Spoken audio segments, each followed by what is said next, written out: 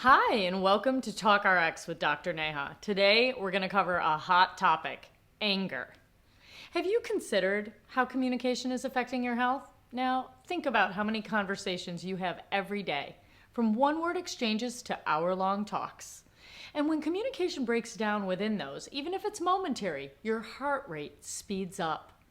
Then your blood pressure, cholesterol, and blood sugar levels will rise. Now, we already know that research, causes or exacerbates more than 90% of all illness. So under this prolonged stress, people start to become susceptible to ailments such as headaches, digestive issues, diabetes, and heart disease. So a really good example of how communication is linked to your health is through your emotions, such as your, tears and sadness, anxiety, and anger. Today, let's focus on anger, because there's a variety of ways people express anger. There's a change in tone, maybe, or a quickening pace of speech, or increase in volume. Some people stomp their feet, pound their fists, or slam doors, or swear. Some people revert to formal name calling, such as Edward William Haskell, get down here this minute. On the other hand, your anger may show up more subtly. Instead of participating in a dinner conversation, if you get angry, you might take an undeclared oath of silence and not say a word all the way through the meal. Or another approach to suppressing rumblings of anger are to retaliate with sarcasm or choose the passive-aggressive route, which makes life more difficult for the person or people that upset you. Now, as a physician, almost daily I witness the physical effects of poorly managed anger. It shows up through insomnia and trouble sleeping, high blood pressure, and strokes, just to name a few. And even more alarming, this chronic anger is linked to an increased risk of heart disease and early death. So which response to anger is healthier? I want you to be careful because people tend to judge each other about this. And if you think that people who yell and scream need to get a grip, the approach to stuffing those feelings also has a negative effect on your health. So here's the deal. Anger is not the primary emotion. Anger is often masking hurt or fear. And it's really important that you get to the root of what's driving your anger in order to resolve it and allow it to give you the information you need and guide you. So emotions themselves are neither good nor bad. They're just a powerful indicator of how you're connecting to the experience of your life in this particular moment.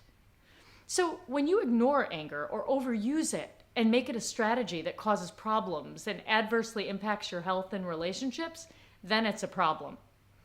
What's most important is how often and how intensely you get angry and what you do with your anger once it surfaces. So let's talk about a few ways you can respond rather than react to anger, both in yourself and in the presence of someone else's anger. So expressing your anger in a healthy way is 2 steps. You say what's happening and then you ask for what you need. So an easy way to do that is, I feel myself reacting. Can we talk about what you just said? Or, wow, this is some new information. I think I'm going to need the weekend to think through what are my next steps here. When you're responding to someone else's anger, you want to do 3 things. You want to say what you observe, what's physically changed. You want to name the underlying emotion, and you want to get curious. So what that sounds like is, when Joe walked in, you got up and left. You looked frustrated. What happened? Or, I hear you giving me one-word answers and you're looking down instead of at me. You seem angry. What's going on? So in chapter 14 of my book, TalkRx, I go into much more detail about anger. And it's in a chapter titled Taming the Volcano Within.